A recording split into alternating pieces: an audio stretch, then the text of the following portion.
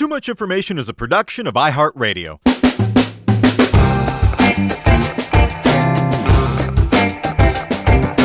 Hello, everyone, and welcome to Too Much Information, the show that brings you the secret histories and little-known fascinating facts and figures behind your favorite TV shows, music, movies, and more. We are your two Macchios of minutia, your Pat Noritas of pretty nerdy stuff. I'm Alex Heigl. And I'm Jordan Runtagh. Wow, the PN, pretty nerdy Pat Noritas. Very nice. Very nice. A couple of his wordplay. And Jordan, I spoiled today's topic immediately for attentive listeners, but we're going to be going long on 1984's The Karate Kid, a genuine Hollywood classic, a defining movie for multiple generations, and an underdog story for the ages that taught us all the important lesson that violence solves everything.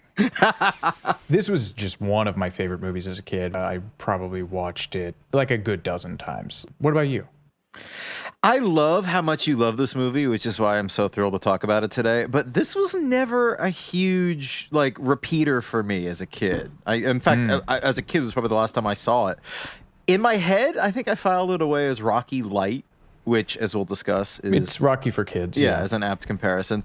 It's funny. One of my pet obsessions as a kid was Japan. So I think one of the things that, in a weird way that you wouldn't expect soured me on this movie was that I was disappointed that it didn't go heavier on the Japanese culture stuff. Well, it goes pretty heavy for the time. Right, that's fair. But as we'll discuss. Yeah. And also, they do go to Okinawa in the second one.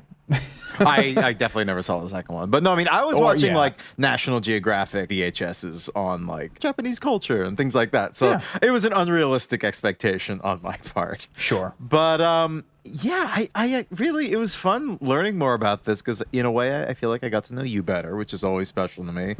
And I'm always fascinated by, I guess what I'll loosely term, and I'm sure you'll have a better term for it, Americanized karate culture. I just think that's such a weird cultural mashup. I always got a kick of how Elvis grew obsessed with karate from his army days in the late 50s. I just thought that was such a weird juxtaposition of this, relatively unsophisticated American and ancient Eastern practices. That was just always interesting to me. But so I assume this is the movie that drew you to the martial arts, or were you already interested in martial arts? I can't remember, dude. I earnestly remember the first thing drawing me to martial arts was Power Rangers. That's my memory of it. Okay. But there is a chance I saw this before then, but I definitely saw it many, many times after it. What you're talking about with karate is particularly interesting because, karate is such a broad term for a bunch of different disciplines that, have different geographical origins or origins in distinct cultures, and then were kind of mashed together. Even in China, one of the Chinese governments, I think mid-century, I'm not sure about the date, but they brought in all of these disparate styles. There was Northern Kung Fu and Southern Kung Fu, and then they drilled down into that's where you get into drunken boxing or different animal styles or whatever. And so there's all this different stuff coming from just the Northern and Southern thing. And then the Chinese government at one point had a state effort of theirs to formalize all of that disparate stuff into one system that they call wushu. And that's the shit that Jet Li came to America to perform for Nixon, So wushu is the Chinese umbrella term for martial arts. There you go. It was developed in 1949 because they were trying to centralize all of these. And it's really interesting because if you see enough performers post that era in mainland China, you can see some of the different moves that they do repeated in their choreography. Anyway, but that's, China. As far as karate and Japanese martial arts and different that stuff, I want to say the kind of industrialization of it in America didn't really come with Elvis. I think it came with Bruce Lee. And then the many different people who followed him, even some of his students, like Chuck Norris and these guys. But there are so many different offshoots of karate depending on where the original one was developed. It's a whole hornet's nest of these different styles, and people borrow from one thing and then they borrow from another, and it's very easily confused with Taekwondo because a lot of the strikes are the same, but that's Korean. So there's a really interesting history of it in America that I don't have at the tip of my tongue, but I can't think it was really Elvis. I'm sure he had some impact, but I don't think he drove people to dojos the same way that Bruce Lee, or in this instance, Ralph Macchio did. Well, tell me a little bit about, tell me and the folks about your own personal history with what I'll loosely describe as the martial arts. I forget what you studied. Taekwondo. As I took it based on, as I mentioned, Power Rangers, and that was just kind of my sport. Some kids pick soccer. It was just the thing that I did for, I think, 11 years. I think I finally stopped when I had to get a job, which is what happens. And I got a second degree black belt, which is as far as I really cared to take it. Again, like, you see these guys who are like 9th or 10th degrees, and there's a whole like rigmarole you have to go through in every individualized karate practice. Like, some of them you have to establish your own dojo and a studio, and some of them you have to like travel and study. It's just a whole kettle of fish. So I got a second degree, which is good enough to earn me an approving nod from some Korean people when I talk about it. But not really enough to, I mean, I left it because once you get into anything more combat oriented, you just starts attracting like the worst people in the world, and I have very distinct memories of like this, like men who were my age now, like really seeming to enjoy like kicking me as like a 14-year-old kid. So a sensation many of our listeners can probably relate to. I'm sorry, I couldn't resist. No, I set myself up for that one. That's fair. Wow. And you're an Eagle Scout, too. I mean, good Lord. I can't believe how much you accomplished as a teen. And you had a job. There is a indie band fronted by a Native American woman who is called Black Belt Eagle Scout. And I always joke that they are stealing valor from me. Yeah, man, it was really cool. It's great to, I mean, it definitely, like, I always talk about like the biggest thing that it instilled, it was just like discipline, and that came in handy when it came time to music, because I took it really seriously. There was a whole range of people who were just like complete dilettantes, or just like obviously their dad was making them do it, or they just weren't taking it seriously at all. But I took it seriously, pretty self-directed. And then so when it came time to like, when I finally started taking bass seriously at the age of like 16 or 17 maybe, that was like, I just related to like sitting there drilling scales as much as I did to like somebody being like, give me 100 punches in horse stance and then 50 push-ups, So that's like the thing. I mean, I guess the big question is, could you beat the crap out of Ralph Macchio in this movie? Oh, easily. I mean, first of all, anyone could, like, anyone over 100 pounds would wash him. I mean, it's insane. He's 22 and he looks like he's 12. I mean, that blew my mind. I thought he was 12, 13. I could not believe that. Yeah, that's insane. Yeah.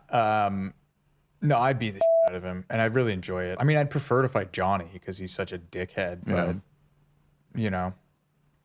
Anyway.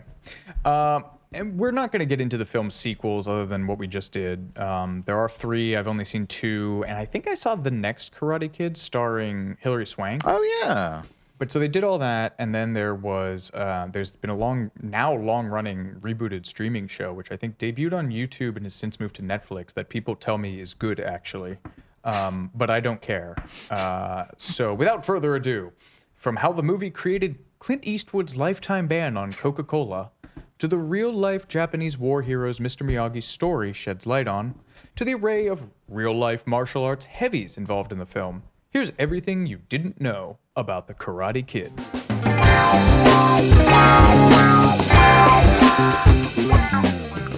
So, right off the bat, the Karate Kid is actually a semi-autobiographical embellishment of the life of screenwriter Mark Robert Kamen, who would later go on to work with Luc Besson, who he has described as his best friend, which is problematic, on The Professional and The Fifth Element. He also had a hand in creating the Transporter and Taken franchises, so that dude is sitting pretty. He also has a vineyard in Sonoma that he bought with his first big Hollywood paycheck. He bought a bunch of acres and has just been like pouring money into this, which I think is not a profitable vineyard. He was born in 1987. He grew up in a Bronx housing project, later attending the University of Pennsylvania, where he earned his PhD in American Studies and traveled to Afghanistan as part of his grad studies. Does he know that's not America? I don't actually know why he went there, but he did turn it into a script. That maybe got produced. He has a couple of unproduced ones. Anyway, prior to earning his PhD, he earned a different sort of credential. After getting jumped by a gang of bullies at, I you not, the 1964 World's Fair, he sought out martial arts lessons. That's like getting beat up at Epcot. That's like I know, what? yeah. It's like outside the It's a Small World ride. Like, what is going on? There's not going to be any world of tomorrow for you. Nice. Thank you. His first teacher was a former captain of the Marine Corps, and this guy was the John Kreese character. He was a real, like, revenge and, like, no mercy. And Robert Kamen, to his credit as a young man, was like, I'm not getting much out of this. And so he sought out another teacher in, this time, the Okinawan martial art Goju Ryu, which he dedicated himself to for 4 hours a day, 7 days a week, under a teacher who spoke little English, but who had learned directly from the founder of Okinawan Goju Ryu, a sensei named Chojun Miyagi. So it's pretty obvious how the Karate Kid came out of all of that. And Kamen has a hilarious story about how he actually earned his black belt in a different martial art, Uechi Ryu Karate. His teacher was a guy named Ed McGrath, and Kamen told Uprocks in 2021, McGrath took me to a bar one night in Northport, Long Island, and we went with my friend, Dennis. Dennis was my training mate, and he insulted some construction worker by hitting on his girlfriend. And then he just turned to me and said, Mr. Kamen, dispatch this man. The next thing I knew, we were in a bar fight. We were punching and kicking. Finally, we leave the bar, and he took me to the trunk of his car, had me kneel down in the parking lot, and gave me my black belt. Mr. Kamen, dispatch this man. Just incredible stuff. I like to assume that's like roughly how you received your black belt. Well, it's interesting, in Taekwondo at least, or at least at our studio in central Pennsylvania, which I don't know how much adhered to the various laws or whatever association it was credentialed as a part of, but the first one was the one, like your black belt is the first one where they just beat the crap out of you, and literally, like, people throw up, people pass out, they just, like, wait, really? It's like an I don't it's know like an anything about endless this. Yeah, it's at least, again, and I'm just speaking from my sole experience, but the first degree black belt test was like the physical one where they just, like, again, like, drop down and give me 50 push-ups, and then we would all the other black belts would line up in front of us, and we would walk up to them, and they would throw us, like, over the shoulder throws or over the back throws, and we would have hip toss, and then we would have to get up, and the next person would do it, like 5 or 6, 7 times. And then they go, drop down and give me 50 knuckle push-ups, and then you got to break the board, and you got to do all this shit. So that was the intense one physically. And then the second degree one, at least for us, was like the technique one. And the first thing that they actually make you do is perform every single kata form, like a pre-arranged series of moves, perform every one which is, God, I mean, it's dozens. And it probably takes you maybe an hour to do every one of them. And they just, like, micro-analyze your technique, and people can be failed on that for just, like, the littlest thing. And then they also beat the crap out of you. Just, like, it's a lot of sparring. It's like boot camp. I didn't realize that. Yeah, it's a lot of sparring too. I mean, at least in ours, because one of the black belts there was a Golden Gloves guy, so he like had advanced, so he was, like, very seriously into boxing as part of it, and so sparring was a big component of all that. And yeah, I mean, you wear pads, but, like, we didn't wear midsection pads, man. So if somebody connects with your solar plexus or gut, you are going down. That was when I first learned what a liver shot feels like. Liver shot will just straight up, like, it shuts the body down. It's such a, like, precise organ strike. You see it in UFC, and people just, like, drop. Did you experience this firsthand? I didn't, like, pass out, but I remember getting kicked in that area and being like, that is a whole new experience of pain. And then the other one is, like, the solar plexus. Like, they... if you get hit right in the solar plexus and you just lose all your breath, that's a really humbling experience. I don't think they were allowed to punch us directly in the face, but probably caught some glancing ones. Wow. Mr. Kamen, dispatch this man. I mean, Kamen studied 4 hours a day, 7 days a week. I mean, roughly at your peak, what were you doing? Oh, nothing near that. Okay. Probably 2 or 3 days a week for 1 or 2 hours. Like, I mean, you could do doubles, which is like when you take a class and then you take a sparring class, or you take 2 classes back to back. But, I started to puss out on that once I started smoking weed. Sorry, I will keep my questions to your personal experience to a minimum. But that's mostly I'm it. extremely fascinated by this. It's cool. I mean, I think I probably got in on the last generation or one of them that could get away with that. Like, they would clip us with kendo sticks sometimes. The Golden Gloves guy was notoriously tough. If your like hand would drop, he would stand in front of you and just immediately tag your jaw, like open-handed, or just pull it just short and be like, keep your hand up. I remember one guy who was a high school football coach. We were sparring. And it was like towards the end of the class, and I was just like really dogging it, just praying for the end. And I kept looking up at the clock to see how much time we had left. And he stopped and pulled me in. He was like, "If I catch you looking at that clock again, I'm going to take your goddamn block off." Wow. He was a sweetheart. Well, let's do a quick sidebar on the Japanese island of Okinawa and martial arts, shall we? What do you think? Let's do it.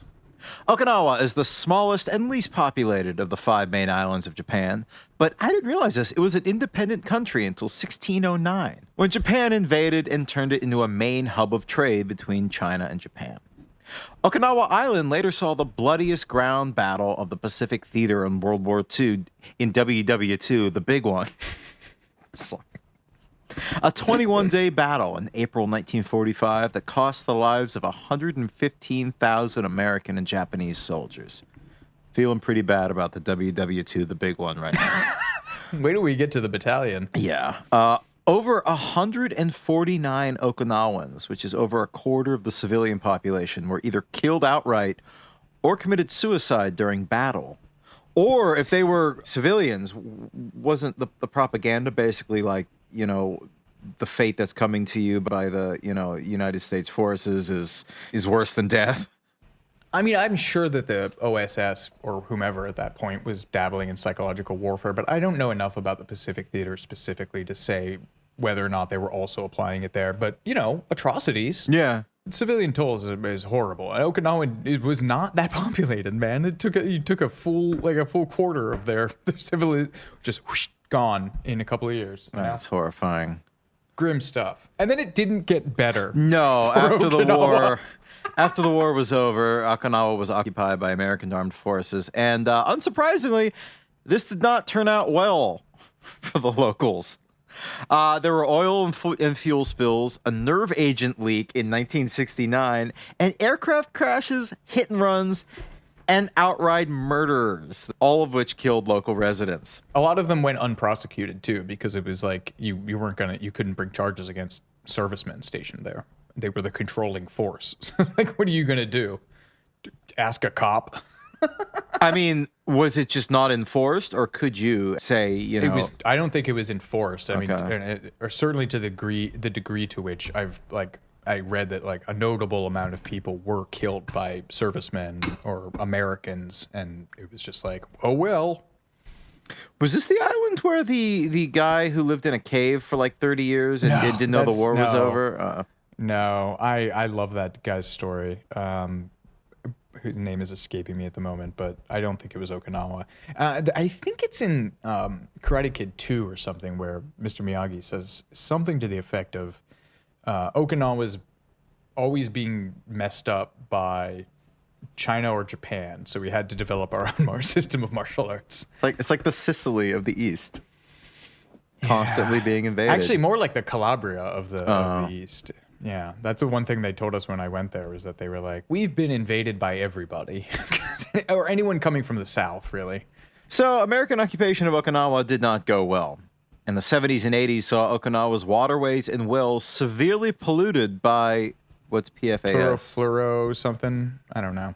With PFAS, which you tell me is a bad thing. I don't know what that is. PFAs. Well, this is why I didn't want to put it. Per and polyfluoroalkyl substance. Oh. Yeah. And that is the toxic chemicals in foam used during firefighting that was done at U.S. training facilities? Yes. Well, that's bad. It is. Sure is. And again, it doesn't get better. No. Around the same time, Okinawa became a major drug smuggling stop.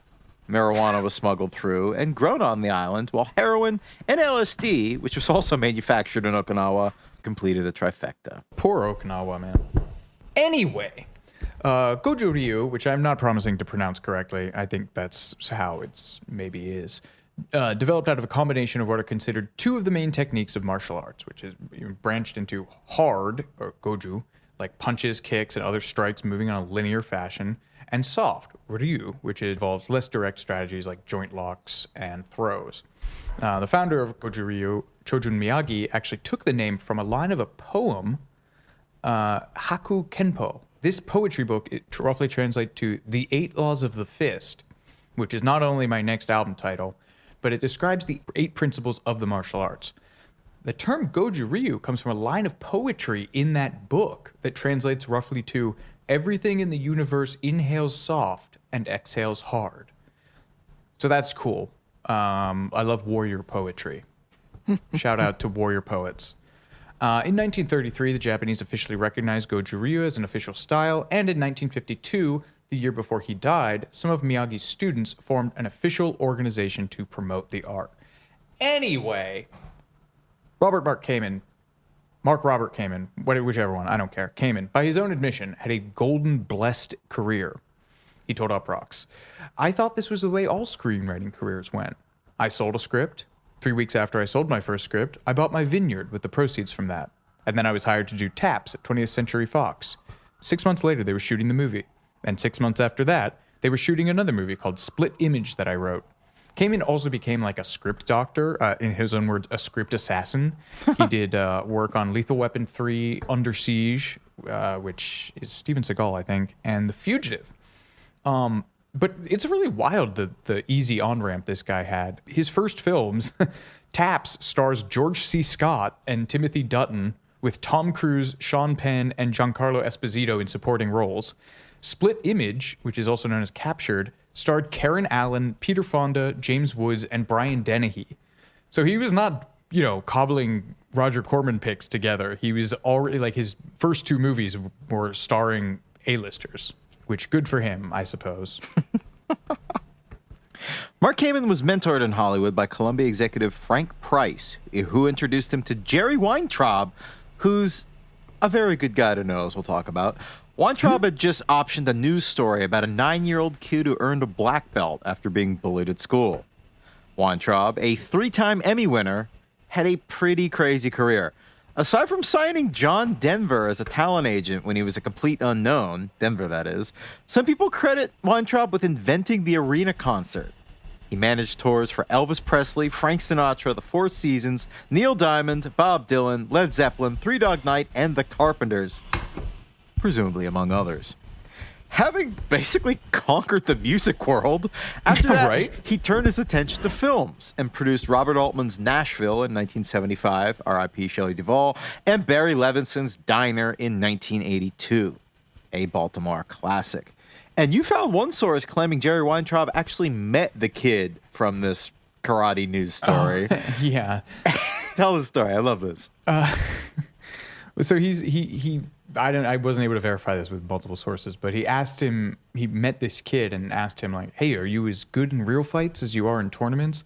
And the kid supposedly hit him back with, "I don't fight. There's no reason to." Now, this little Zen 9-year-old. Well, was he Zen, or did word get around that you don't screw with this kid? And so is that what he meant? Supposedly the coda to this news story was that he was no longer bullied. Well, yeah, I would assume. So Mark Kamen writes the screenplay, weaving in not only just this news article, but his own life story into it. Hilariously, almost everyone associated with the film hated this script, which I did not realize. The script and the title. Not many people said they hated the script, but all of their reactions. But you're going to read them. Yes. Sorry, I don't mean to step on your lines. No. These are quotes from a Sports Illustrated history of the Karate Kid. Ralph Macchio. I found it a little corny, maybe a little overly saccharine, sweet. Clifford Coleman, first assistant director. I thought it was a piece of Martin Kove, who played the Cobra Kai sensei. All of us used to complain about the title. And Pat Norita's wife at the time, Yuki, said, speaking of the title, a schmucky, quickly put together production. A kid show, maybe. It seems so simplistic. Also, DC Comics already had a character called Karate Kid who is still in the comics to this day, but they very kindly granted production permission to use the title and earned a thanks in the credits. Oh, and this is also really weird. There's a guy named Ralph Macchio who's an artist on Thor. That's really bizarre. A lot of weird connections in this one, mostly to Rocky, but and also some guy in Brooklyn sued production for using his business nickname, the Karate Kid, and that suit was tossed out. It's kind of weird that this guy grew up... There's two Ralph Macchios? Well, no, it's not only that, but like Mark Kamen grew up as a kid studying karate at a time when I imagine that wasn't that common, and then he gets hired to do a script about a kid learning karate. I mean, I assume that's why he was brought on, was that they knew he was qualified to do that? Yeah, I think he got it through Price, who'd just been like... Frank Price. Who just was like, hey, I know a writer who will take on this story. Because apparently this is something Weintraub used to do. One of his old assistants or coworkers was like, he would just watch the news, and if a story struck him, he would immediately option it. Which, hell yeah, Hollywood. Jerry Weintraub also executive produced Behind the Candelabra, the Liberace biopic in 2013. Hell yeah. One of the last things he did. An ignoble end to an otherwise glittering... Oh, he did all the Ocean's 11 movies. That's why. Oh, actually, the last movie that he worked on that was released in his lifetime was the Karate Kid remake with Jaden Smith and Jackie Chan. Yet again, an ignoble end.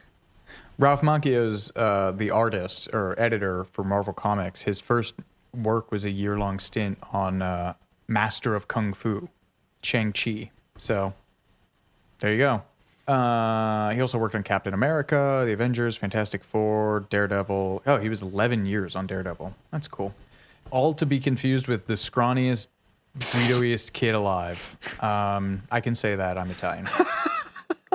Ralph Macchio, the star of the film, not the comic book guy, told Jimmy Fallon on The Tonight Show in 2021 that John G. Avildsen, the director of the film, who also directed Rocky, pitched the title East Meets West in the West, which is one of the god-awfulest, stupidest things I've ever heard and makes me seriously question how this guy got an Oscar.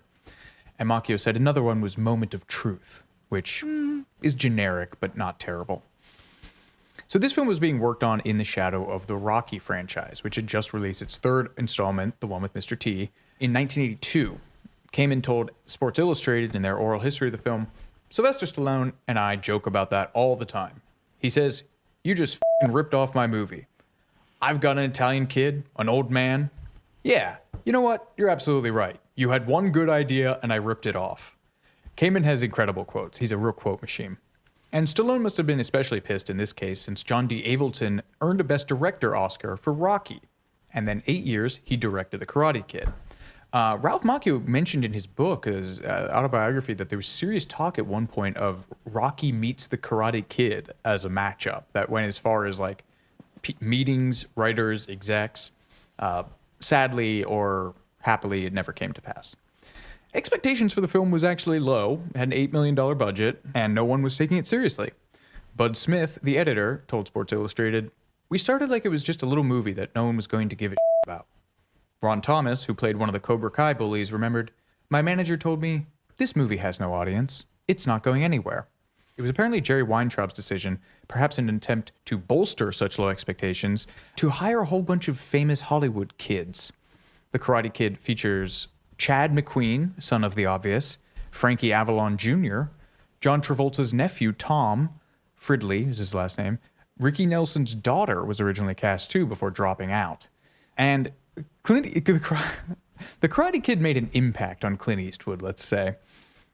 His then partner Sandra Locke wrote in her memoir, The Good, the Bad, and the Very Ugly, Clint had agreed to direct Karate Kid for Columbia, only if his son Kyle played the lead, but they refused.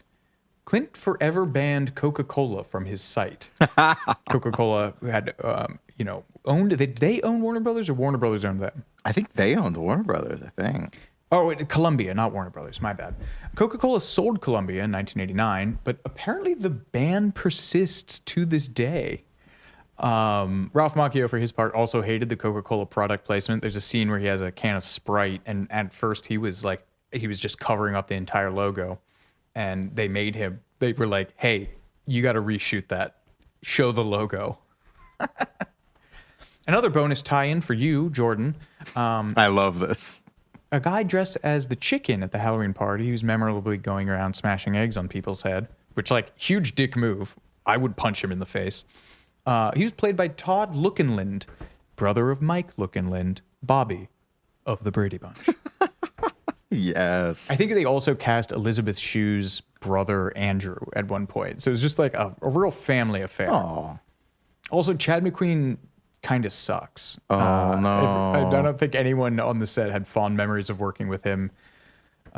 He seems like kind of a douchebag. As you meditate on that, we'll be right back with more Too Much Information after these messages.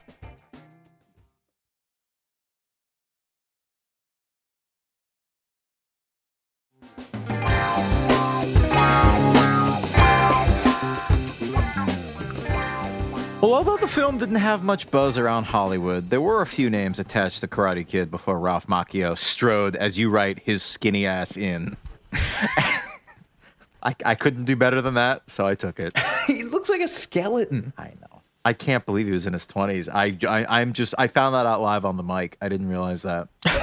In the oral history, they were like, someone was like, he was 22, but puberty hadn't kicked in yet. And then the next quote is, puberty still hasn't kicked in. He looks amazing for 50. He's pushing 60. Might even be 60 at this point. Well, yeah, because puberty still hasn't kicked in. He looks like a very tan child. It's all that olive oil, baby. Oh, you can say that. I guess I can sort of say that. Yeah. A who's who of 80s talent were eyed for the role of the titular Karate Kid. John Cryer. That would have been awful. That would have been. It would have been a nice redemption arc from. Was this before or after when he plays Ducky? It would have been like same year or year before. Okay. Year before, I think, because I think. Yeah, I don't like his face. Again, anymore? Okay. No.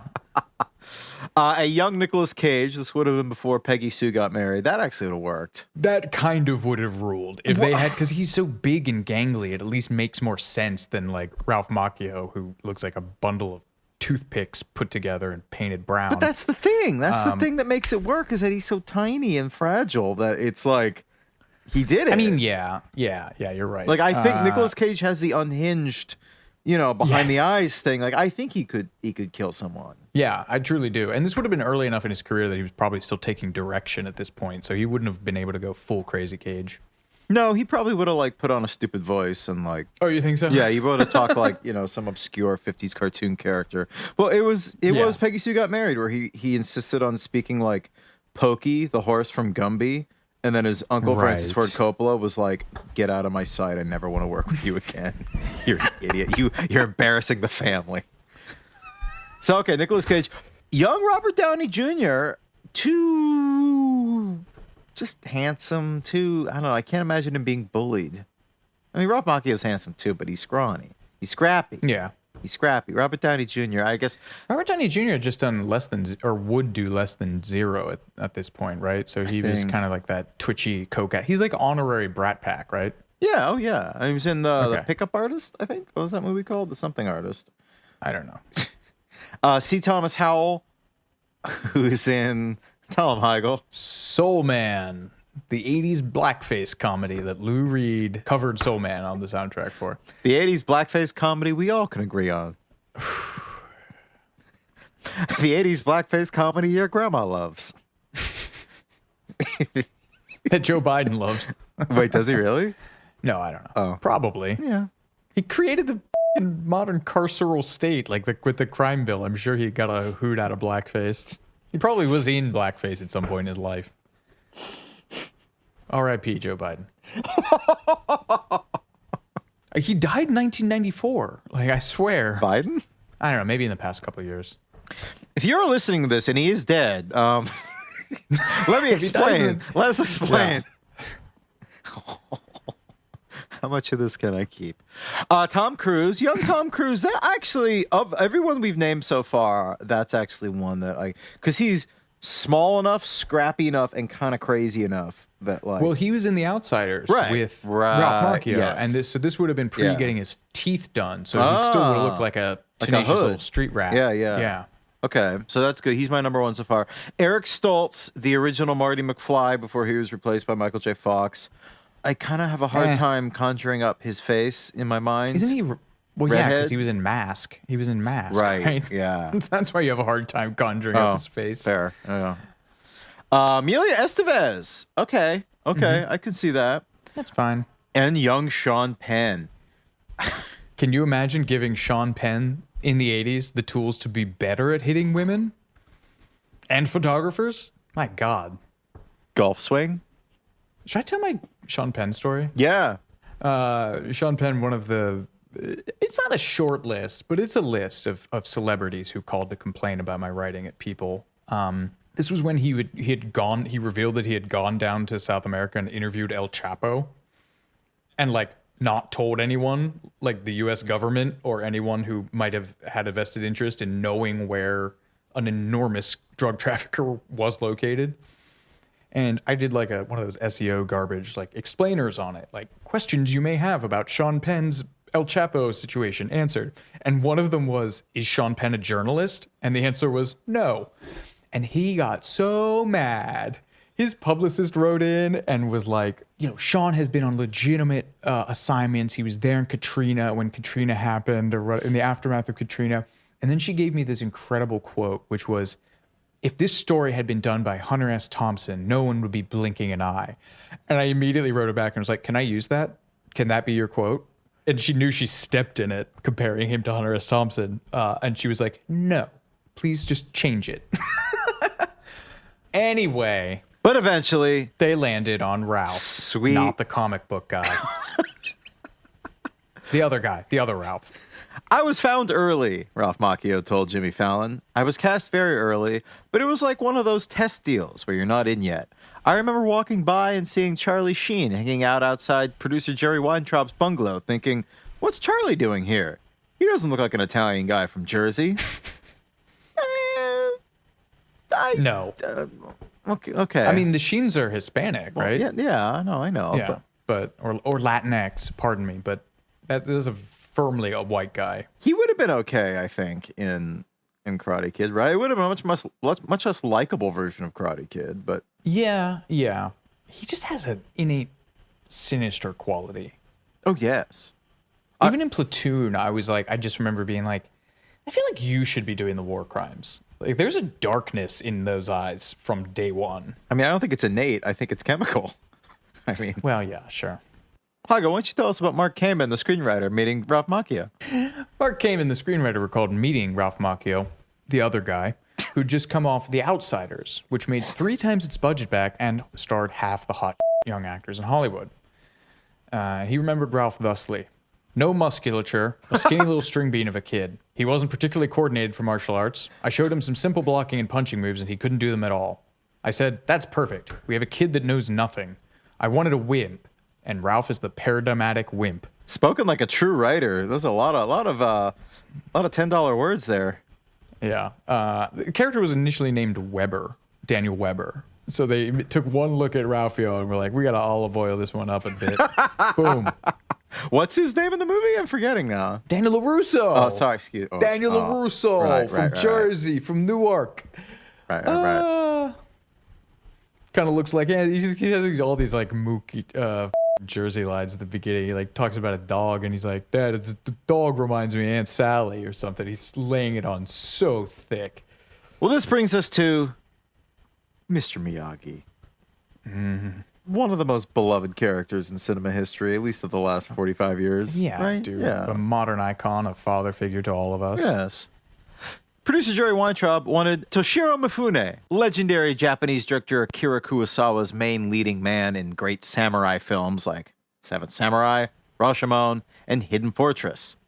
He would have been a great Mr. Miyagi, but unfortunately, he did not speak English, so that made things a little harder.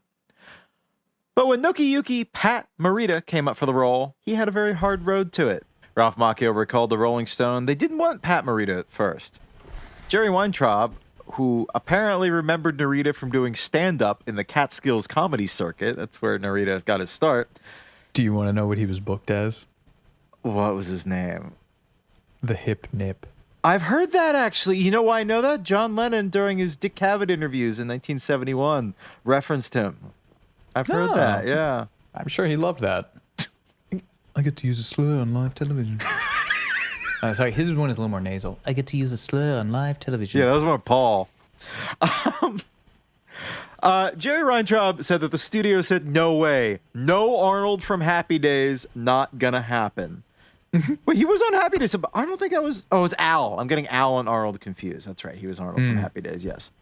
First assistant director Clifford Coleman told Sports Illustrated for their illustrated history on Karate Kid, nobody wanted Pat Morita. He had a horrible background. He was the type of stand-up comic who got up on stage loaded, dirty, and foul. He was not Pat Morita, the sensei. I forgot that was his background. Norita's then-wife, Yuki, told Sports Illustrated, our family had gone through quite a bit around that time. We lost a home in a mudslide. This is like biblical. My mother died. My youngest daughter was ill. Pat wasn't working that successfully as a comic. Culturally, Asian Americans weren't considered very relevant back then. It was tokenism at the time. They all had to grapple with the same jobs in Hollywood. Norita's daughter, Allie, added, my dad had come from playing these ching-chong Chinaman roles. That's a quote. Her words. Her words, thank you. That gets tiring and demeaning and draining. Here was a character, Mr. Miyagi, who had a past, a history, and there was this wonderful relationship between him and Daniel LaRusso. Norita had a pretty rough life even before all this show business travails. Yeah, imagine this life and being like, I know, I'll go into show business. He was the son of immigrant farm workers in California, and he was diagnosed with spinal tuberculosis at age 2, and his legs were paralyzed as a result. Mr. Miyagi, the quintessential martial arts instructor, couldn't use his legs for 9 years. He would later tell People magazine, I was in a cast from my shoulders to my knees until he was, 11 years old. Yeah. He underwent experimental surgery in 1942 and regained the ability to walk. But fans of history will know that in December 1941, something very bad happened. The Pearl Harbor attack. So as soon as he regained his ability to walk, he was marched right to an Arizona internment camp for Japanese Americans during World War II. One of our more recent atrocities. Yeah. In the grand scale, we've had a of long history list since then. Well, that's true. That's true. Yeah. Norita worked at his parents' restaurant after the war, and after his father's death in a hit-and-run accident. Jesus. He was walking home from the movies where he would go to relax after work. Oh, man. Okay. Norita kept the restaurant going for another 3 or 4 years with his mother. After marrying and having his first child, Norita became a data processor in the early 60s with the Department of Motor Vehicles and other state agencies, graduating to a graveyard shift at Aerojet General. Eventually, he was the department head at another aerospace firm, Lockheed, handling the liaison between the engineers and the programmers who were mapping out lunar eclipses for the Polaris and Titan missile projects. This is like approaching Forrest Gump territory in terms of all the historical moments he's hit. Wow. Then he began to burn out on work, understandably so, and in a crazy bit of who's who, networking, how's your father, etc. Just watching you flail away with that at that was a real joy for me. He met Lenny Bruce's mom, the legendary, groundbreaking comedian and First Amendment crusader Lenny Bruce. His mom, talent agent Sally Marr, who encouraged him to try stand-up comedy. And let me tell you, when Lenny Bruce's mom encourages you to go into stand-up comedy, that's what you do. As Norita told the LA Times in 1986, I was 28, maybe 29, 190-pound Japanese butterball, I don't know that expression, with no college degree. He was a fat kid. Oh. With no college degree, in competition with PhDs, and therefore with a very limited future in the company. I was unhappy, and my hair was falling out. And I said, okay, what do you really want to do? Doctor and priest are out. I couldn't sing. I couldn't dance. All I could do was talk. It's like me. He has some bangers, man. I mean, Norita used his comedy to upend a lot of the racism that he faced. By way of an example, he would come out and his first line would be, Geez, these lights are so bright. They make my eyes squint. Oh, wow. Wow. This is my favorite Pat Norita story. He performed for the 25th reunion of the survivors of Pearl Harbor and opened by telling them he was sorry for messing up their harbor. Going on to say, I'm really Italian, but I had an eye job. Just amazing. Wow. He worked his way up to Happy Days after some guest spots on Rowan and Martin's Laugh-In, MASH, and Sanford and Son. And around the same time as Happy Days, he was in 2 different police procedurals that I don't remember or know anything about. One called Mr. T and Tina, and another one called O'Hara, which are, I believe, notable for being some of the first network television shows or TV shows, period, to star Asian Americans, but otherwise have been completely disappeared from history as far as I'm concerned. I assume Mr. T is not. It's not the different Mr. Mr. T. Yeah, different Mr. T. Like Ralph Macchio, it's the other guy. Please, Mr. T is my father. Oh, it doesn't work there. I said it anyway. When it came to the Karate Kid, Pat Norita auditioned 5 times unsuccessfully. It was on the 5th time that he grew a beard, adopted his uncle's Japanese accent, and landed the role. His last wife, Evelyn, explained, when Jerry Weintraub saw it, he said, that's what I want, a goddamn actor, not realizing it was Pat. And Norita even contributed to the film's wardrobe in 2 specific ways. Ralph Macchio told the Huffington Post in 2014 that his character's blue and white headband was not a detail mentioned in the script. It was just something that Pat Norita had. So he took it out to wipe his face during a take or after a take and put it on Ralph's head. And they were like, okay, that's going to be a bit in this now.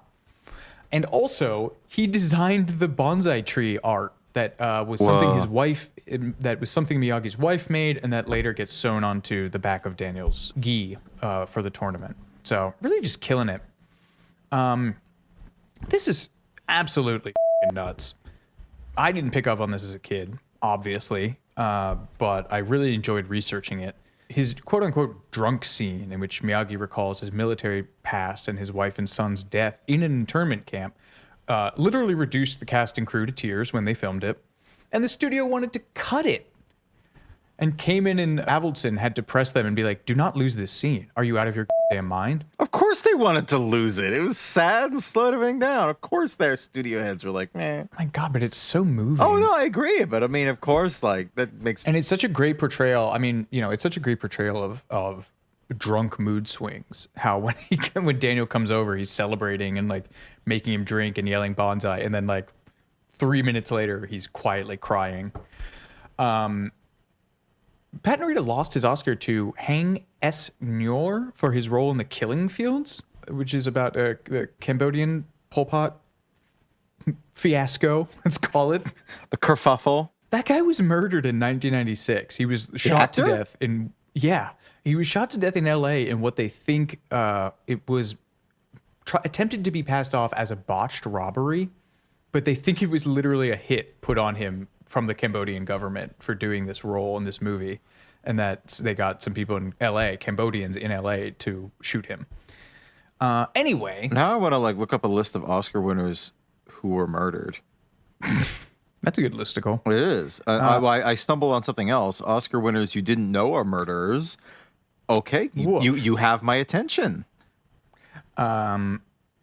This Miyagi scene has been highlighted as one of the first times that Hollywood ever addressed one of many of America's shames, the previously mentioned internment camps of World War II, though they were basically our version of concentration camps, minus the intentional murders. Although over 1,800 people died from medical problems while in the internment camps due to a lack of supplies and proper care, with 1 in 10 from tuberculosis.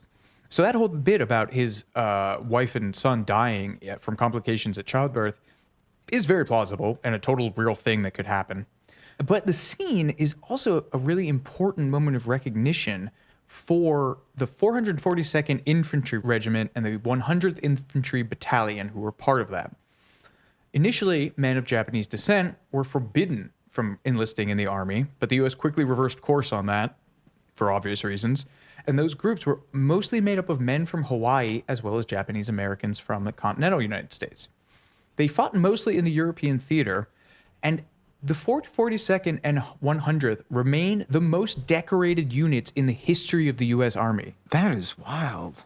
Shouldn't that be like a trivia fact that's on more people's tongues? Like, you think about like what was the most decorated? You probably think it's something in World War II or maybe Vietnam. No, it was a bunch of people who we had previously put in prison for being who they were, and then we took advantage of them and sent them into the European theater.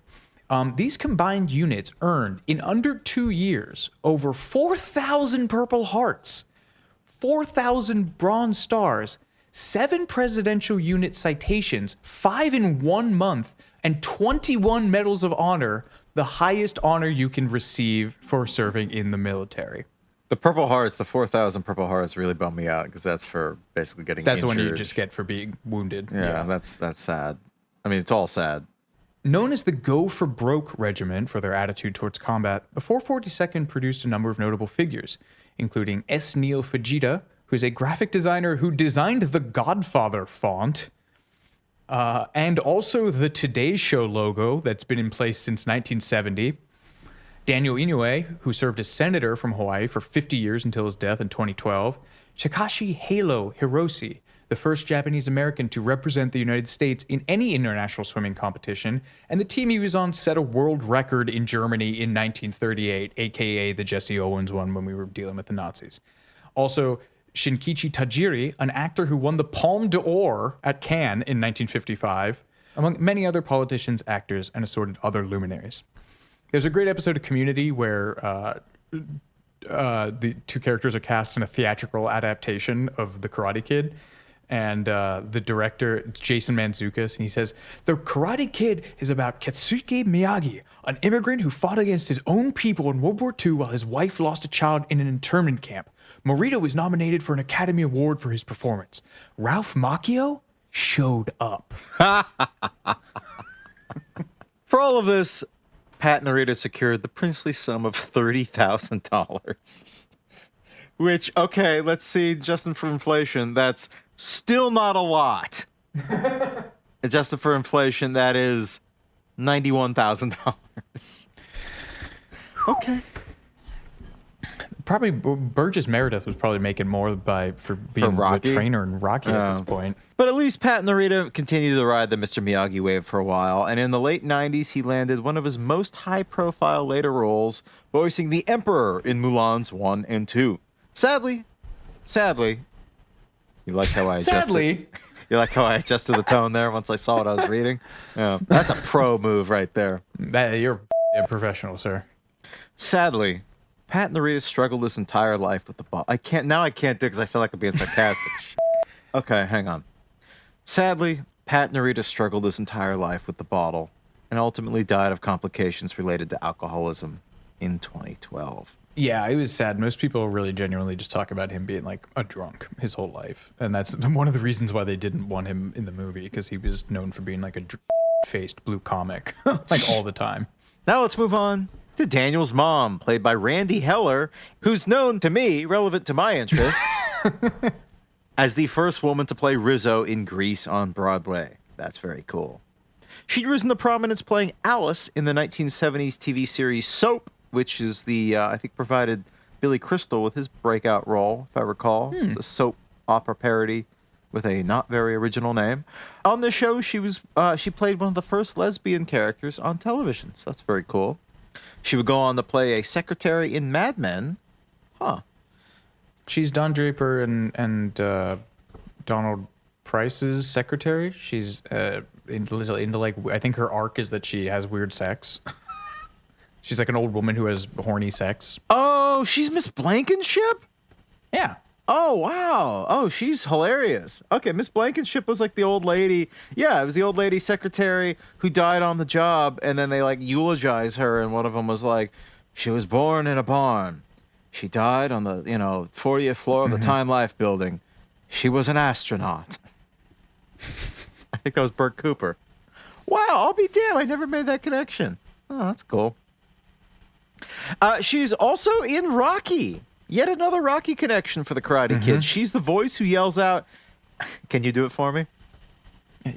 Hey, Rock, you're a bum. Thank you. In the first I think movie. it's when he's doing the sad walk to his apartment. Yeah. Where, like, passes by all the cliche shit, like a doo-wop group singing around a trash can. Yeah. This is very cute. She got back in touch with Ralph Macchio around the time of the 2010 remake, and the pair kept in contact. And Macchio, I love this. This is going to make me cry. Adorably still calls her mom. That's very sweet. Cute.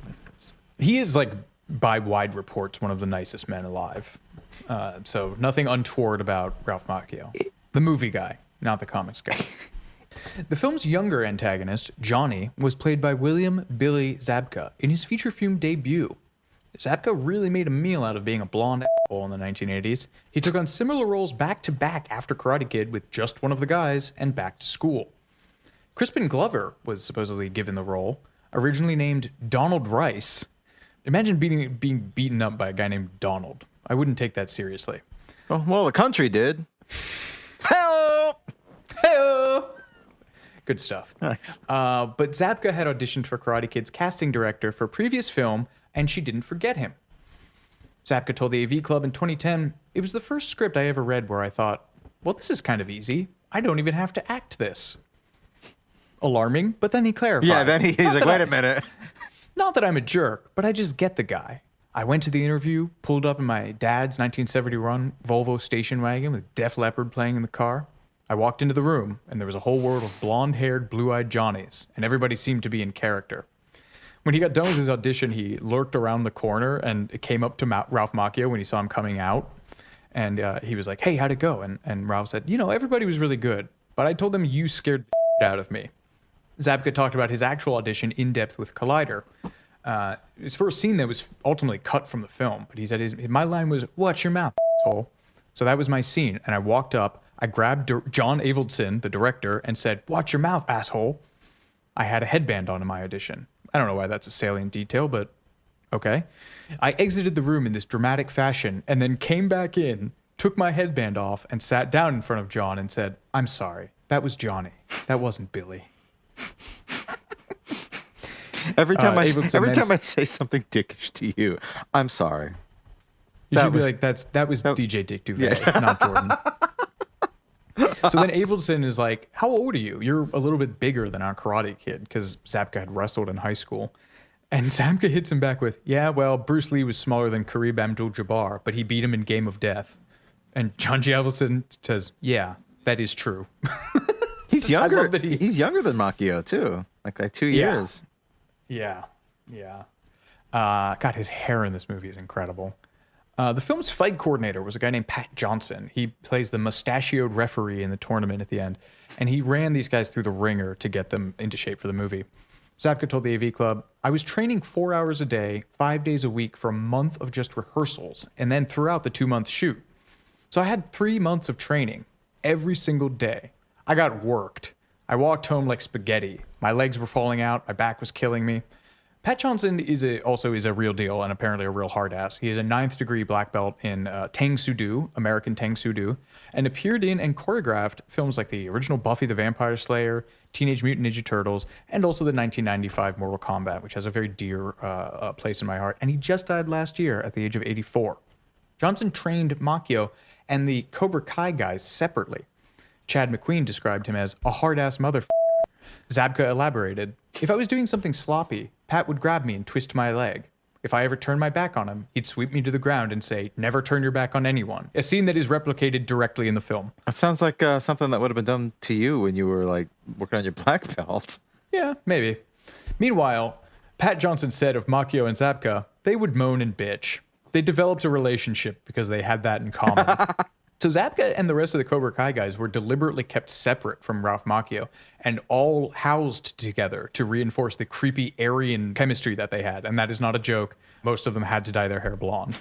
John Kreese, actor Martin Kove, told them for the entrance scene in the tournament, he said, "I want you to march out like you're Hitler Youth going through a parade." So if you're ever wondering why the Cobra Kai guys are creepy and Aryan, don't worry, that was intended. The Cobra Boys, as I'm now calling them, trained not only in martial arts, but also soccer from a guy who knew Pele, apparently, and dirt bike riding. So they got to do all this cool stuff together and hang out. but they were kept totally separate from Ralph Macchio. So they came in and their chemistry was immediately locked in as like gang against spaghetti. Ron Thomas, who's the guy who plays Bobby, who I can't keep them straight, but I think Bobby's the guy who receives the command, sweep the leg.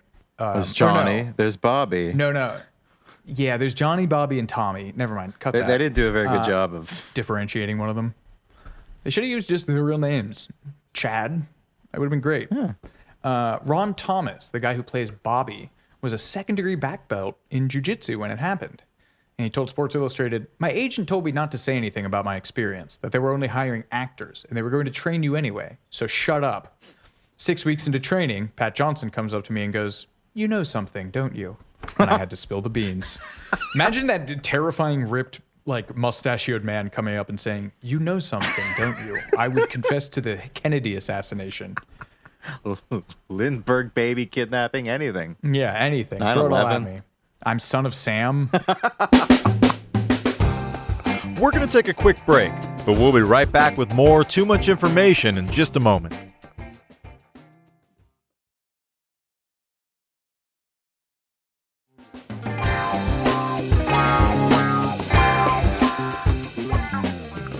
Getting away from the Hitler Youth, this was Elizabeth Shue's first film. She'd done a Burger King commercial just prior, and she has a sadly typical Hollywood story about shooting the film's beach scene on the first day of filming, which took place on Halloween 1983, which is both a hilarious day, very inauspicious day to start filming, and it's also a bad day to film a beach scene because it's late in the year and everyone was freezing. She told Sports Illustrated, "When we first started filming, I was given a trainer, Jake Steinfeld of Body by Jake fame, and asked to stay in shape. Once the beach scene was shot, I went back to eating whatever I wanted. Watch the movie, and I slowly gained weight throughout the rest of it." Speaking of that, Ableton explained the matchup between Shue and Macchio as, quote, "strawberry shortcake and cannoli." I like that. I'm telling you, the guy's a quote machine. Yeah, slightly racist, or reductive, at least. Yeah. Also, Billy Zabka explained that in the country club scene, Elizabeth Shue nailed him in the face, take after take, with Pat Johnson, the fight choreographer, egging her on to put more into it each time. Give him one more. Hit him like he knows something. Martin Kove, who played the Cobra Kai sensei John Kreese, had it relatively easy as far as training was concerned. He basically shadowed Pat Johnson as he trained the others and modeled his character after Johnson himself.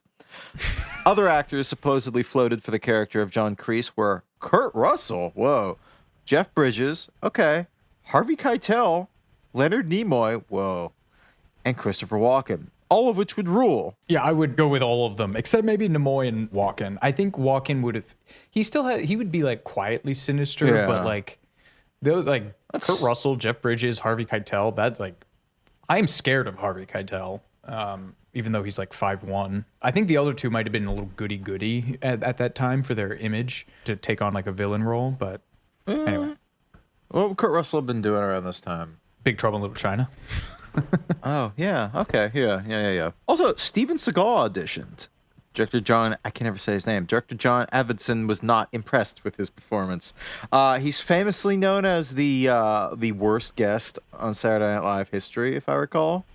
Seagal? Yeah. Oh my God. I think he was a nightmare to actually like work with and do stuff with, and he's a legendary tool. He's just one of the worst people to be elevated to celebrity. Yeah, I mean, have you watched his blues guitar playing? No. Oh, he's put out multiple. I think maybe one is called Meditations from the Crystal Cave. So he's put out at least one album of blues rock, maybe multiples at this point. But he's a guitar player, and God bless those men in his band who like go around supporting him for these tours, which I guess now are probably in Russia. I didn't know any of that. Wow, that's really strange. Yeah, you should watch it. It's no. That's okay. Yeah. But the actor who eventually did get the part of John Kreese, Martin Kove, would later tell Sports Illustrated, "I got the attitude for my character from Pat Johnson, the fight choreographer. I used his," what's that word? Oh, ki. What's that? It's like the yell you do when you strike. Oh.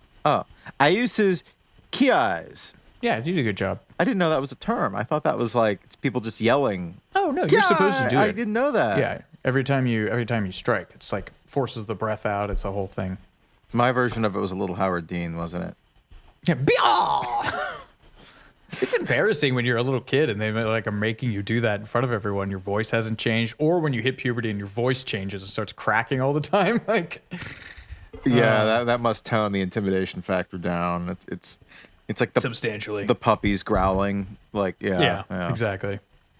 Yeah, I would never be able to do that. I couldn't even do the Macarena like family weddings when I was a kid. I could never yell "Kya." Martin Kove continued, I used the way that Pat Johnson stood with his hands in his belt. I became the Darth Vader of the karate world.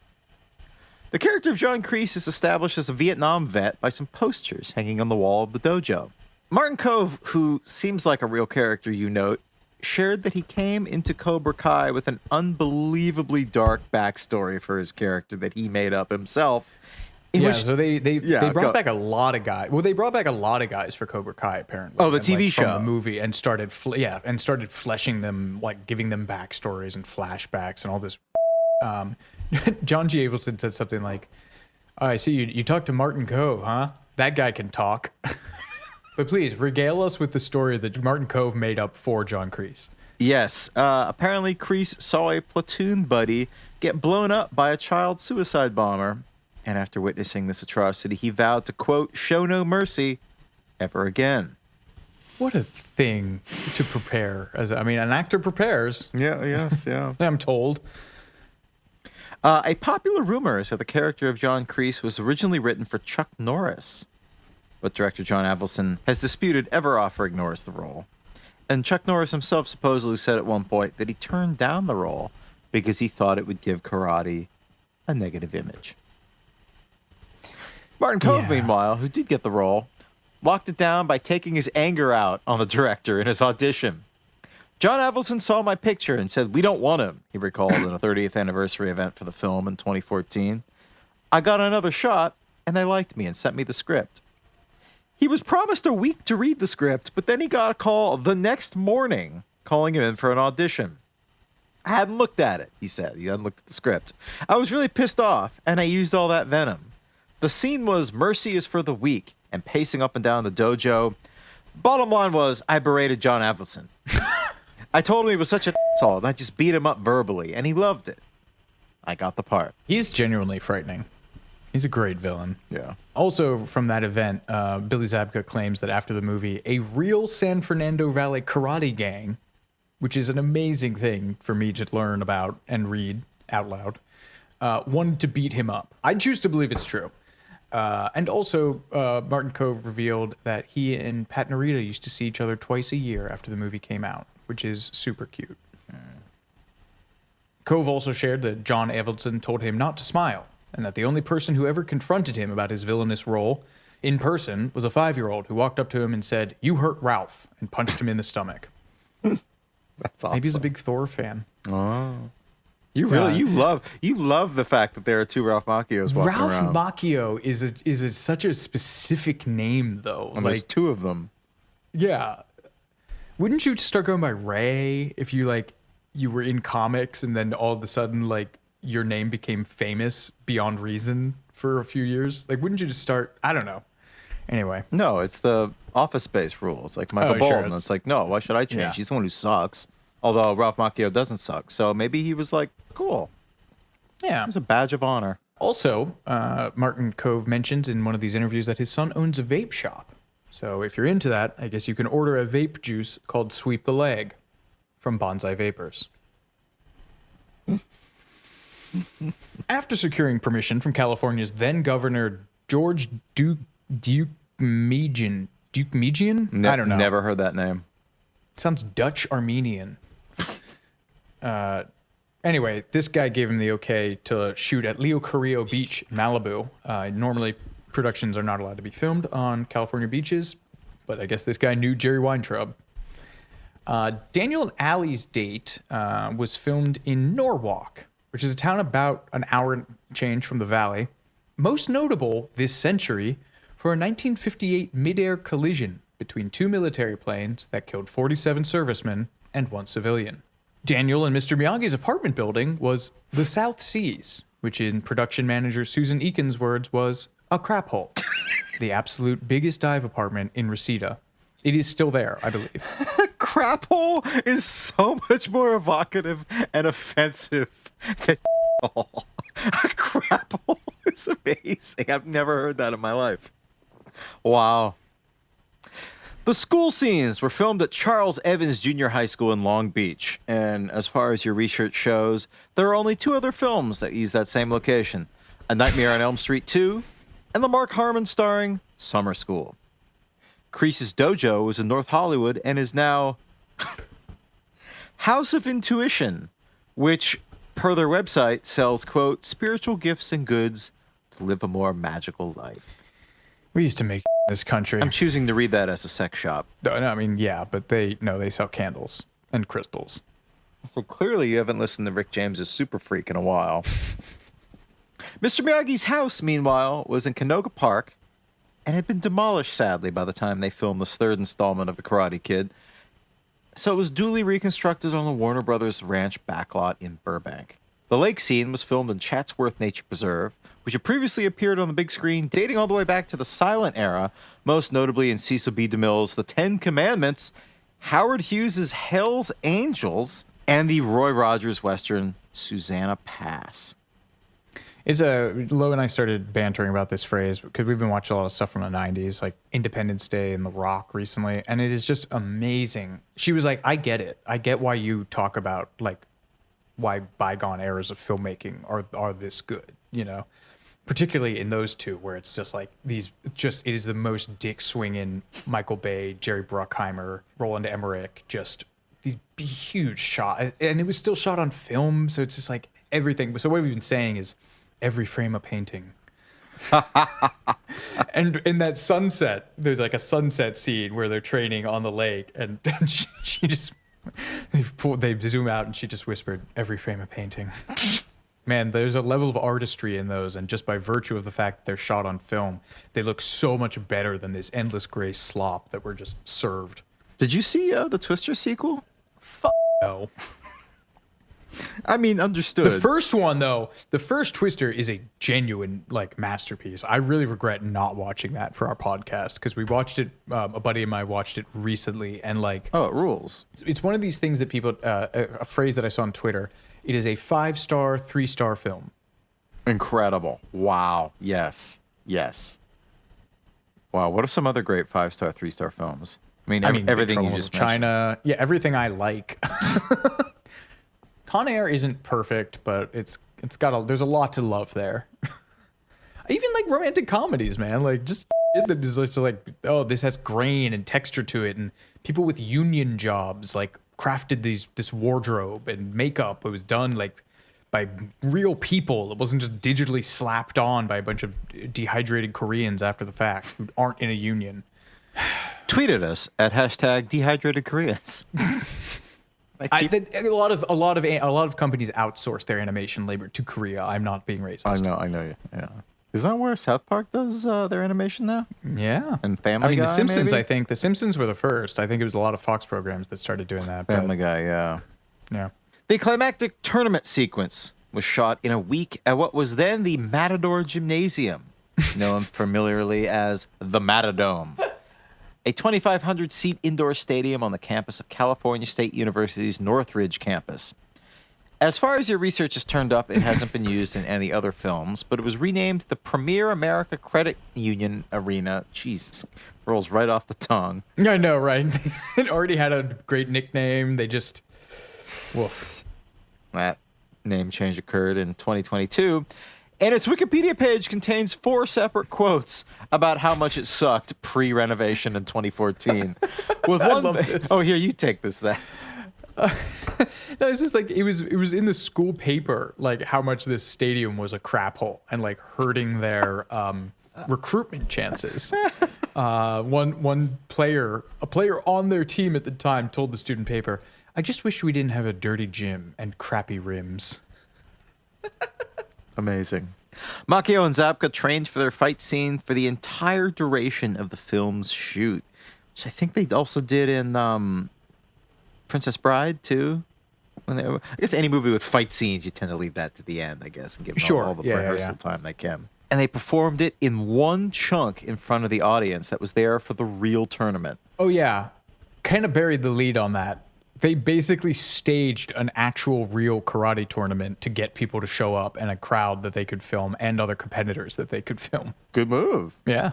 We had the producer Bill Gerber on the Paul Anka talk show that I produce, and he's was nominated for an Oscar for the Bradley Cooper Lady Gaga Star Is Born, and he was talking about how they filmed on location at Coachella between weekends there, just because like all the stuff was already up and there was like extras around and stuff. I like that. I like when they use it. There was a movie. What's the movie that filmed at the DNC in '68? Like Ultimate Cool or something? I have no idea. Oh, it's Medium Cool. I was close. Okay. There was a movie by Haskell Wexler, the director. It was filmed at the 1968 Democratic National Convention in Chicago, where the riots famously happened. And it was like a narrative movie that just was like shot on location, cinema verite style, like almost like a documentary, with just like history unfolding in the background of these riots in Chicago. I find that very interesting. I always like when they kind of history is a character. You know, good one. Yeah. Anyway, back to the climactic fight scene that was done at the Matadome, the crap hole known as the Matadome. I just love it was this student paper. There's like coaches being like, I can't recruit promising candidates when I take them to this gym. Now I want to like Google it. Oh, I guess I'll just rewatch the scene in Karate Kid. It's not a bad looking gym. I don't really get it. Yeah. Maybe they cleaned it up. So producers arranged an actual karate competition to get people to show up for them to film. And Billy Zabka recalled feeling like a fraud in front of the real martial artists that they'd assembled. He'd said, I'm walking in, and they're like, who's that kid? I'm like, the actor who's done this for 3 months, and I hope I don't kick Ralph. The iconic fly catching scene, man who catch fly with chopstick accomplish anything, was accomplished, in fact, with the help of a fly wrangler, who first attempted to place the flies in a refrigerator to slow them down, but they warmed up too quickly while shooting in California to be catchable. The next thing that they attempted was a pipe frame with a piece of wire hanging from it that had a dead fly on it, with the fly wrangler just out of frame, just kind of jimmying it to make it move. And then when that failed, executive producer R.J. Lewis explained, I got a 6-foot pole and some thin black thread. The script supervisor was wearing a black fuzzy sweater. I took a piece of fuzz off it, and the prop guy tied it to the end of the thread. You didn't have a lot of CGI 35 years ago. That's amazing. The Halloween party, where Cobra Kai kids dressed in those skeleton costumes, they were skin tight, and Chad McQueen stuffed a rolled sock into it on he said something his dad would tell him to do. But his dad had died like 4 years earlier, which means that his dad was giving him that advice as like a teenager. Yeah, whenever we wore something tight. Which, I mean, Steve McQueen, it sounds like advice he would give you, so sure. It does, yeah. So the Cobra Kai kids catch up with Daniel, and they beat the shit out of him. It was one of the first stunt and or fight sequences filmed. The kids had to repeatedly sprint the 150-foot distance between the two fences, the first one they scale and the second one they pull Danny down from. Anticipating the number of takes it would require, production had oxygen tanks handy for them. They would chase him 150 yards, let him attempt to scale a fence, and then just be told to do it over again while huffing oxygen in between takes. That rules. Imagine the high you would get from that. I'm making movies, I'm huffing oxygen. You're like Dennis Hopper in Blue Velvet. Norita's right there. It's like I know something. During the actual fight, Ralph Macchio took a real kick to the face from Zabka, whose hilariously in-character recollection was, he leaned into it. It wasn't my fault. Producers then brought in stunt doubles to finish the fight, which brings us to Fumio Demura, another real-life, many-degree black belt, and one of Mark Kamen, the screenwriter's real-life inspirations for Mr. Miyagi. He was Pat Norita's stunt double in all 3 Karate Kid movies, and was a very interesting guy. The son of a silk tradesman, he came to America in the 1960s with nothing but $300, a suitcase, and a dream. He knew no English, but he established a teaching practice successful enough to break through to Hollywood. Steven Seagal, Chuck Norris, and Dolph Lundgren have all name-checked him. But his most famous student is obviously Bruce Lee, who learned his nunchuck technique from one of Demura's books and then sought him out in person for individual lessons. You were so good at nunchucks that Bruce Lee traveled to your home personally after reading your book. He was like, teach me nunchucks. And he did. That's pretty cool. Is he still alive? No. Can't be. No. I could almost see him being... Oh, he died like last April. Oh, he wasn't even that old. He was 84. Demura may have been a little too enthusiastic in the first fight scene, though. Rob Garrison, an actor who played the Cobra Kai guy Tommy, got his nose broken by the master, later saying, "Everyone remembers Ralph getting hurt. No one remembers me getting hurt." He kneed him in the face. Like, fully broke this kid's nose. And because they weren't allowed to show real blood, the take was scotched. So he was like, he got a little too enthusiastic and kneed me in the face, right in the nose. And I was just laying on the ground bleeding. I mean, okay, I understand, like, real blood not being, something you probably... But if it happens anyway... You think so? Or is that just... Oh, that's actually a great tip. The only self-defense technique that I can actually impart on anyone is if you are ever threatened or you think something's going to happen, punch that person in the nose. Don't punch them in the chin. The chin is very hard. The forehead is also... You can ring somebody's bell, but that's also very hard. Chances are you're going to hurt your fist. Punch them in the nose. What's ringing somebody's bell? Oh, when you get hit, like, in the right here, like right between the eyes and the forehead, and you just, like, go away for a little while. You can see it happen in fights when guys are just like, it's just like shaking away the imaginary birds. But you punch someone in the nose because it's a soft target, and it's going to up their whole nasal system. It's going to they're going to start crying. It will immediately start bleeding. So that is Heigl's real life self-defense technique 1. That is not binding legal advice either. I'm sorry. I can't help you if you get your washed in a bar fight because you heard me say something stupid. It's like, this is not actual legal advice. This is not actual medical advice. All right. So the guy who played Tommy actually gets kicked by an old or a middle-aged Japanese man. Yeah. And he goes down. His nose starts bleeding. Everyone remembers Ralph Macchio getting hurt, but nobody remembers me getting hurt. What about me? What about Tommy? But as you know, the most important thing is that the guy who kicked him, Fumio Demura, and Pat Norita became friends during the shoot and stayed that way. I like that. That's really the lesson to take out of this. Yeah. And so, as we mentioned earlier, they staged an actual karate tournament to garner the necessary participants and onlookers, with a tracking shot through the facility using more than 500 extras in 36 takes. It's really wild to me that they just did this. And they, I think it all came down to Pat Johnson, who had enough ties in the community. Oh, yeah. But it's just wild that they were like, I don't know. It's cool. I think it's hilarious. Yeah. Director John Avildsen hid something like 9 cameras in the bleachers to get coverage shots. Fight choreographer Pat Johnson told the competitors, and he was also the referee as well, don't stop to watch what we're filming. You're going to win prizes, you're going to win trophies, and you're going to be able to say you were in the Karate Kid. It's a good sell. Yeah. The aforementioned Rob Thomas, who played Bobby, and had... not Tommy... he took a real forearm shot from Macchio, splitting his lip during the filming, which is as good a segue as any into the crane kick, the absolutely bullshit secret move that has gone down in cinema history. That is obviously not Pat Norita performing it on the beach when, Danielson first witnesses it as a technique. It's a guy named Daryl Vidal in a bald cap and padding. Now, he also shows up in the tournament. He's the non-Cobra Kai kid who advances into the semifinals. Confusingly, that character's name is also Daryl Vidal. The only reason this is pertinent is because they've made reference to Daryl Vidal in the Cobra Kai thing. So Daryl Vidal plays himself, but not really, and has also continued in the Karate Kid Cobra Kai continuity, but maybe not really. As for the origin of the crane kick, which is what you're all really here for, came and said, I made it up. It was just something I thought up on the spot. How cool would it be if you saw Mr. Miyagi in a log doing this impossible thing? and then saying of the actual practical use of the technique, you have no balance. Your hands aren't in a defensive position. It's just cinematic.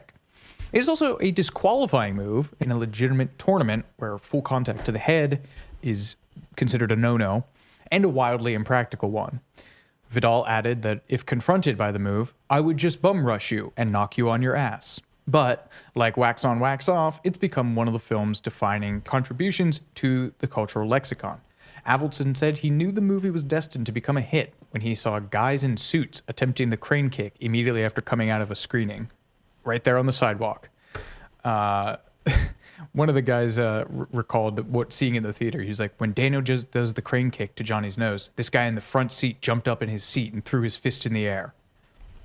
So that's how you know you have a winner. Also, Mr. Miyagi's secret rub hands really fast to cure all manner of injuries. Some people have posited that it is a version of Reiki energy healing founded in the 1920s, while others have pointed out that it could be related to acupuncture cupping. It's probably also horse. I don't think Kamen was asked about that directly, but seems like absolute horse. That was the first mention of Wax On, Wax Off this episode. Yeah. Well, there'll be another one later. Oh, good. Speaking of the tournament, now we have to talk about the incredible banger, You're the Best, which soundtracks the tournament, and also that Stan Marsh episode of South Park where he gets really into fighting, like strangers.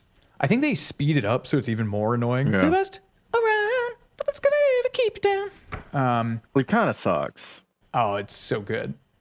I love this. It also, put another way. It also kind of sucks. Yeah, in another truer way, it kind of sucks. But it's so good.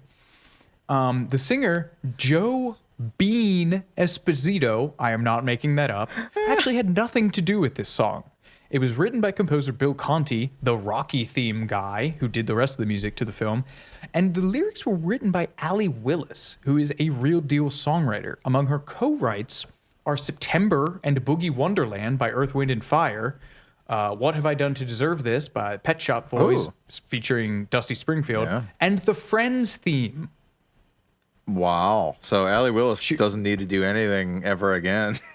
She's dead, but well, okay. No, for multiple reasons. Yeah. She also won 2 Grammys for her involvement in Beverly Hills Cop and Purple Color soundtracks. This is all very funny because for years, Joe Esposito was hounded for the lyric, "History repeats itself" in the song, which is obviously wrong for the film, as nothing is repeating itself. He actually called into the Adam Carolla show in 2008 when they were ripping on him for it, responding to years of criticism by explaining that the lyric was in place because You're the Best was written for Rocky III before being turned down in favor of Eye of the Tiger. At which point, You're the Best was also turned down for Flashdance. John Avildsen heard it and picked it up for Karate Kid, and in one final indignation for Bean Esposito, producers asked that the song be re-recorded with a different singer. Avildsen put his foot down, and Joe Esposito sang his way into the history books. Even more hilariously, the same thing happened when Peter Cetera's Glory of Love was rejected for the Rocky IV soundtrack and shunted down to Karate Kid 2, where it became an enormous hit. Beneath the Karate Kid. Karate Kid 2, Karate Harder. That one works. I get it. Yeah. Escape from the Planet of the Karate Kid, yeah, exactly. I think would be good. Yeah, that's good. Karate Kid 2, the big one. Back in the habit. That's good. Yeah. It never gets old. The other big banger on the Karate Kid soundtrack is, of course, Bananarama's Cruel Summer. Bananarama, my first celebrity interview, I believe. Oh, were they nice? Back in 20... Yeah, they were. Okay, yeah. good. It was at the Hard Rock Cafe in Times Square. Nice. Which is, I mean, it's kind of where you'd expect to find Bananarama. They were on display. Sure. I was going to say, yeah, mounted on the walls. The song, Cruel Summer, had been out in the UK since July 20... July? Foghorn Leghorn? The song Cruel Summer had been out in the UK since July 1983 and was a big hit in that country, but it didn't break internationally until it was included in Karate Kid, which came out in June 1984. Weirdly, they didn't allow the song to appear on the soundtrack, but it became their first top 10 hit in the United States anyway. reaching number 9 on the Billboard charts. Heigl's favorite bit of trivia about this song is that it was shot in Brooklyn. Basically underneath the Brooklyn Bridge. Oh, the video for it. Yes. Yeah. They broke for lunch at a local tavern, and while shooting the breeze with some local dock workers, they were offered cocaine by one of them. It's just funny they were hanging out at a bar, presumably probably a dive. Yeah. Just in the middle of the day. They met a bunch of young women from overseas and were like, here, do a bump. Bananarama member Siobhan Fahey remarked in the I Want My MTV oral history book, "When you watch that video, we look really tired and miserable in the scenes that were shot before lunch, and then the after lunch shots were all euphoric and manic." Filming wrapped in under 2 months, but there were a lot of scenes that actually ended up on the cutting room floor. The original ending of the film was supposed to end in the parking lot outside of the tournament, where Kreese was going to come out and like go after Daniel, and then Mr. Miyagi comes in. It's actually quite a moving scene, and I know it by heart because I had the movie novelization of The Karate Kid 2 before I saw it, so I read that quite a lot. So John Kreese comes out, I think he's choking out, actually, Daniel's son. And then Mr. Miyagi comes out and obviously, like, defeats him. And then he's, like, poised to deliver the coup de grace. He's got Kreese on the ropes. He's, like, holding his head up. And he's, like, poised. He's going to smash his face in. And he starts parroting his own lines back at him. He's like, no mercy, no weaknesses. And everyone's like, oh, my God. And then he just goes down and thumbs Kreese's nose. Great stuff. Really great stuff. And it, in fact, opens The Karate Kid Part 2. Avildsen decided to end it on the freeze frame of Mr. Miyagi's face right after the tournament, which I always thought was a kind of an abrupt ending. But, you know, they had a great opener for number 2 then. When you say thumbed his nose, do you mean like he does the like old Italian grandpa got your nose bit? I think he like flicks it or something. Like he like goes and pulls the strike or something and then just like flicks his nose. Other deleted scenes from the first Karate Kid include Daniel's mom explaining that they moved to LA for a job with Rocket Computers, but the company went bankrupt, which explains why she's waiting tables. A terrifyingly prescient. It's wild, man. He explains. It seems like a huge continuity error, actually, because he explains my mom got a job out here, Rocket Computers, building the future or something like that. Like he drops that really early in the movie, and then one of the next times we see, I mean, she's actually in this a lot. I kind of forgot, but when they're eating lunch, she's talking about trying to get into a manager training program and being like, I could never get these benefits and working in computers, and it's just not completely unremarked upon. So. Feels like a bit of a miss there, but, you know, it was the 80s. I think I almost thought that, like, he was just, like, lying to, like, make it seem like his mom was, like, real, you know. Oh, yeah. That's kind of nice. Yeah, I don't know. This is my screenwriter brain trying to make sense of it. Oh, sure. Yeah. 2 other confrontations between Johnny and Daniel will also cut. One where a blueberry pie prank goes awry. They like he sneaks a blueberry pie under one of them does it to the other one, and then the other one does it back or something, and it turns into like a food fight or something in the cafeteria. But I think they were like, we already had the spaghetti shot at the country club, so we're not doing It's like an Andy Griffith style prank. Yeah. It's like stealing one of Aunt Bee's pies. Yeah. And then there was another confrontation in which Daniel presses Johnny about Kreese, saying, "You ever think he might be wrong?" To which Johnny replies, "Tell him, Heigl." Watch your mouth. That was the line he delivered in his audition. Sorry, I really bungled that one. Incidentally, not only did Macchio get to take home the trophy he wins at the end of the tournament and a couple of his trademark headbands, but he also got to take home the 1948 Ford Super Deluxe Club that Mr. Miyagi gifts him in the film, which he reportedly has to this day. I love when actors get gifted like crucial props from their movies. I mean, I can't believe they gave him that car. It's that was like vintage car. in the 80s. Yeah. Yeah, it's like an old town car style, touring style. It is beautiful. That's like an expensive car. Yeah. Is there one on Barn Finds or Bring a Trailer? I think I see one for like, let's see, like 50K, 40K on Car Gurus. Yeah. Damn, those are beautiful. Damn.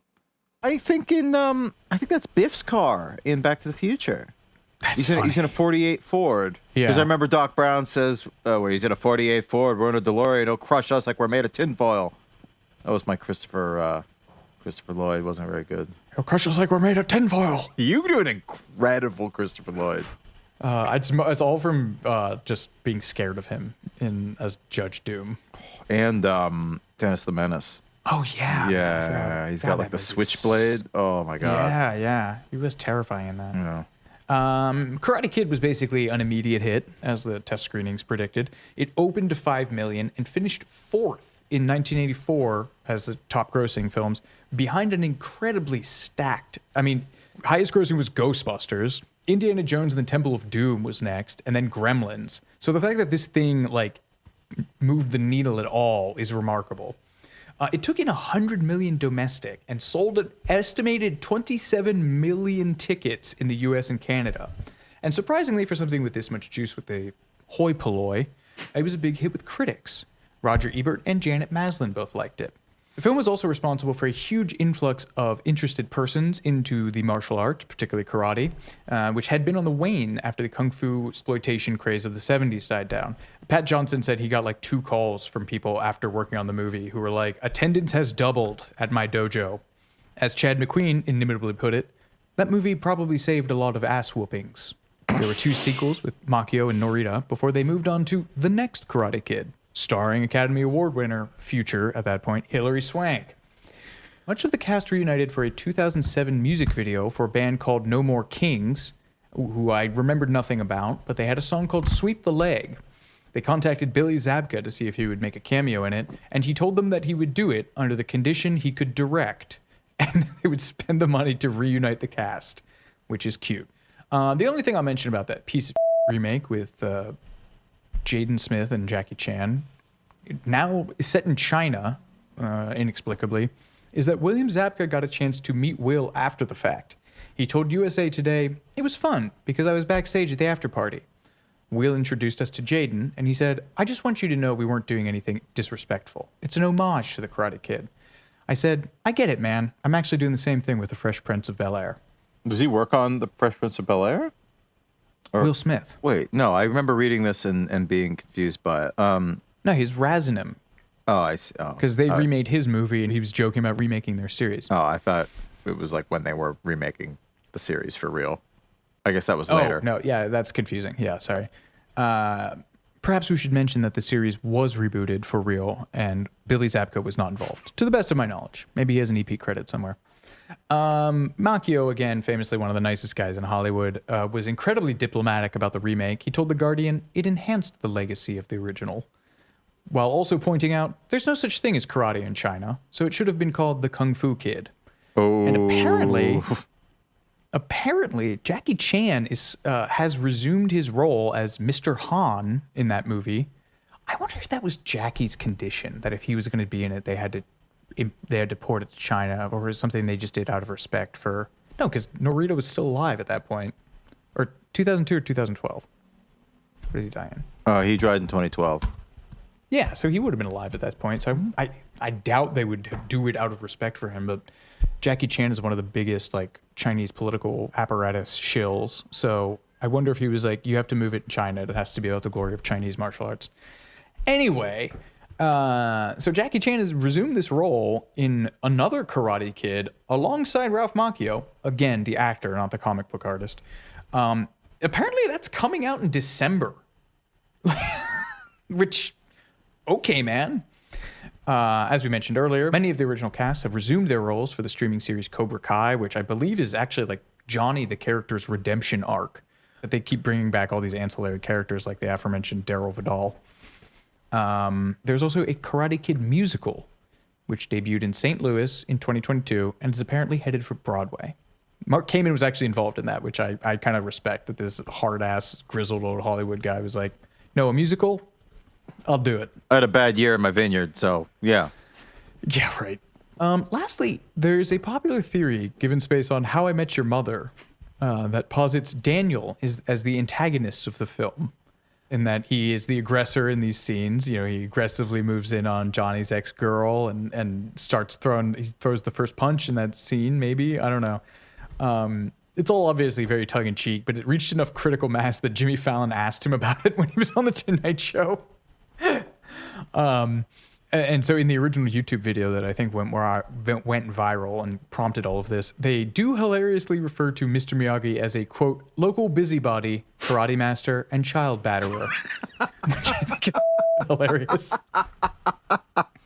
Ultimately, I hope you folks have enjoyed this. There is one last piece of ephemera that I can recommend. John G. Avildsen's YouTube channel has uploaded the entirety of a Karate Kid rehearsal in chunks to YouTube, to his YouTube channel. I think I already said that. That's fine. He has these hilarious all caps boomer ass explanations of what's going on in the video in the description of it, such as, and again, in all caps, that's Jimmy Crabe, our cameraman, being knocked down when Ralph does a karate kick to the door of the apartment complex at the beginning of our story. That's part one.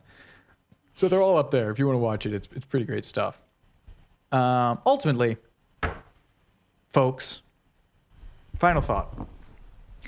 I want to leave the last word on Karate Kid to the man who created the entire thing, Robert Mark Kamen, who once said, I swear to God, if I hear wax on, wax off one more time, I will strangle the next person who says it.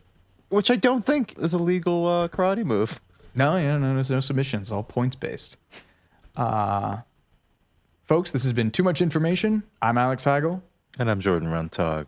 We'll catch you next time.